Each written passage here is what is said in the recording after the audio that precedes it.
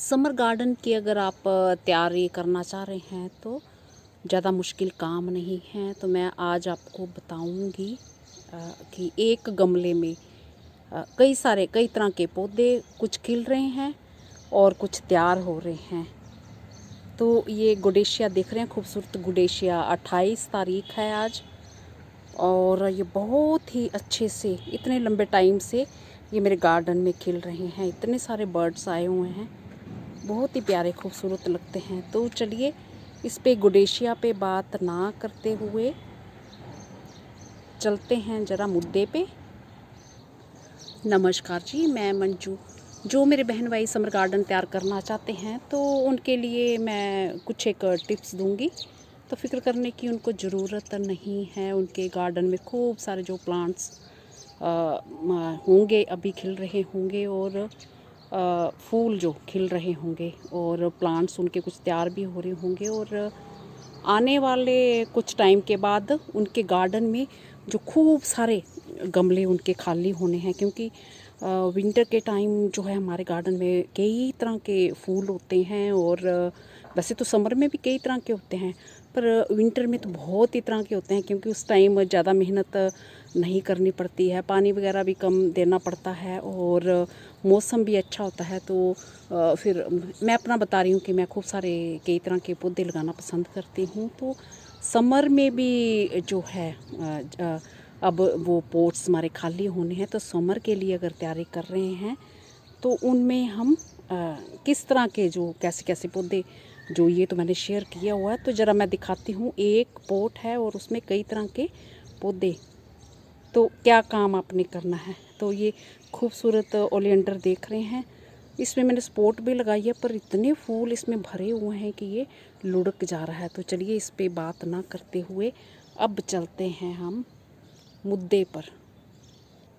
तो चूँकि समर में भी हमारा गार्डन जो बहुत ही कलरफुल बनने वाला है, तो आप मेरे पिछले वीडियोस देख सकते हैं, उनमें कौन कौन से प्लांट्स लगे हुए हैं। तो हमारे जो जब हम गार्डनिंग करते हैं, खूब सारे कई तरह के पौधे लगाते हैं, तो कोई भी अगला सीज़न जब आने वाला होता है तो हम तैयारी करते हैं, और कई सारे बीज अपने आप गिर के खूब सारे पौधे बना लेते हैं। तो इसलिए हमें अगर कई बार टाइम नहीं भी मिलता है तो घबराने की या सोचने की ज़रूरत नहीं है। तो हमारे घर से ही हमें खूब सारे जो पौधे हैं तैयार मिल जाते हैं। तो मैं दिखाती हूँ आपको एक पोट।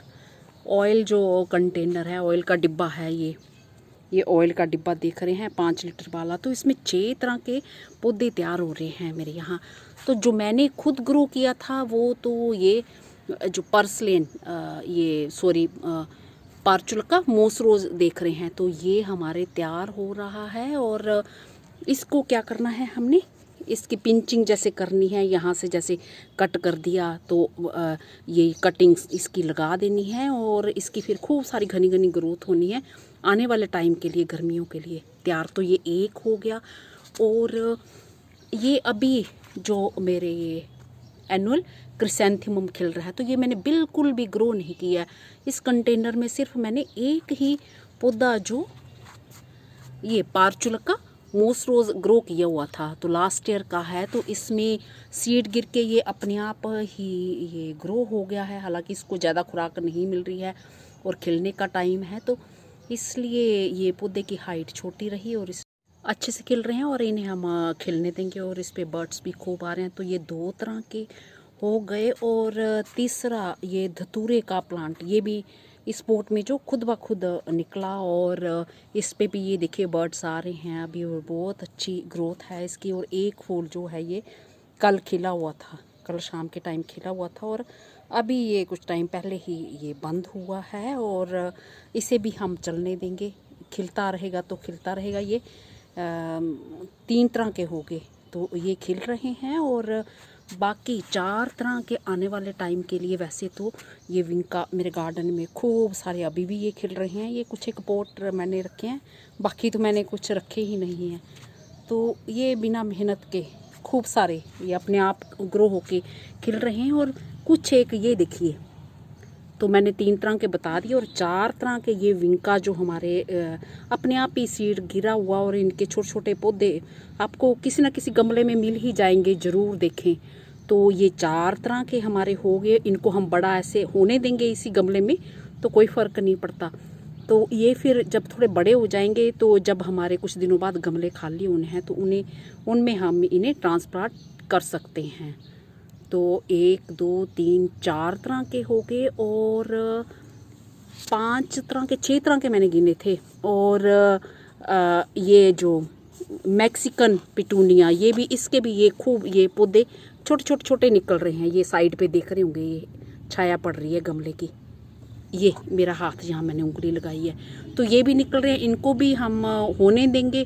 5 तरह के हो गए ये और बड़े होने देंगे। और जैसे ही हमें हमारा कोई पोट छोटा सा जहाँ बड़ा सा तैयार होता है, ये भी थोड़े बड़े हो जाएंगे तो फिर हम उसमें इन्हें ट्रांसप्लांट कर देंगे। तो ये मैंने 5 तरह के एक जो ऑयल कंटेनर में बता दी और 6 तरह के जो है हमारा क्यूबन वाटर कप। ये भी समर में खूब अच्छे से लगने वाला ये क्यूबन वाटर कप।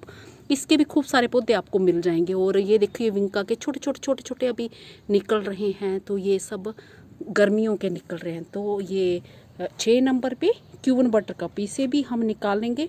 और जब थोड़ा बड़ा हो जाएगा तो किसी भी पौधे उसमें पोट में ट्रांसप्लांट कर देंगे। तो हमारे पास ढेर सारे जो समर के अपने आप ही जो खुद तैयार हुए हैं। तो ये खुद जो देख रहे हैं, बस एक इसमें जो कंटेनर में मैंने शुरू में बताया ना कि मोस रोज़ मैंने लगाया है, बाकी सारे और ये विंका भी जो मेरे गार्डन में ये देख रहे हैं खुद ब खुद तैयार हुए हैं। ये जो गिर गिर के सीड इधर उधर और हम चलने देते हैं ऐसे गमले में। और इन जो पोट्स में छोटे छोटे पोट्स में सर्दियों के भी चल रहे थे, साथ में इनके भी चल रहे थे पौधे।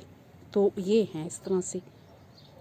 तो क्यूट सा ये मेरा जरवेरा भी देख लीजिए, बहुत ही अच्छा लग रहा है। तो इसलिए गर्मियों के मौसम में हमें कोई घबराने की कोई ज़रूरत नहीं है। हमारे गार्डन में ही हमें फ्री के बहुत सारे पौधे मिल जाएंगे।